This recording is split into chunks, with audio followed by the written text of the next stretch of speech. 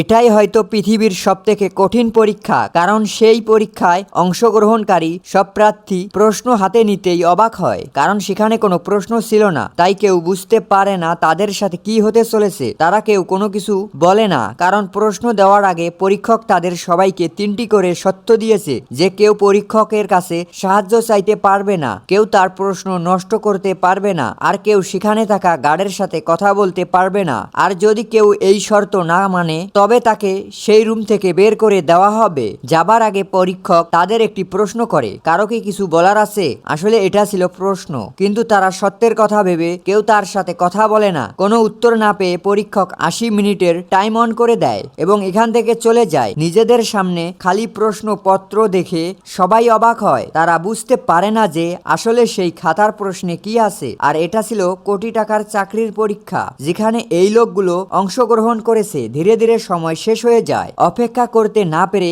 একটি মেয়ে তার খাতায় বায়োডাটা লিখতে শুরু করে। তখনই সেখানে গার্ড আসে এবং মেয়েটিকে সেই রুম থেকে বাইরে বের করে দেয়। আসলে মেয়েটি একটি শর্ত অমান্য করেছে। মেয়েটির এমন অবস্থা দেখে সেখানে থাকা সবাই তাদের পেন্সিল নিচে রাখে। তখনই সায়ান নামের একটি ছেলে হাসতে থাকে, কারণ এই রুমে মাত্র 3টি শর্ত আছে। তাই সায়ান তার ধারণা যাচাই করার জন্য পাশে থাকা অন্য একটি ছেলের সাথে কথা বলে, কারণ শর্তে আছে তারা গার্ড এবং পরীক্ষকের সাথে কথা বলতে পারবে না। তারা এইটা বলেনি যে প্রার্থীরা একে অপরের সাথে কথা বলতে পারবে না। কথা বলে ছেলেটি গার্ডের দিকে তাকায়। গার্ডের কোনো প্রতিক্রিয়া না দেখে তারা বুঝতে পারে তারা একে অপরের সাথে কথা বললে কোনো সমস্যা হবে না। তাই সায়ান নামের ছেলেটি সেই রুমে দাঁড়ায় এবং সেখানেই নাচতে শুরু করে। তার এমন ব্যবহার দেখে ধীরে ধীরে সবাই একে অপরের সাথে কথা বলে। একটি মেয়ে মনে করে সেই কাগজ অন্য কিছু দিয়ে তৈরি, যা আলোর মাধ্যমে প্রকাশ পায়। তাই মেয়েটি কাগজটি আলোতে ধরে, কিন্তু এতেও কোনো লাভ হয় না।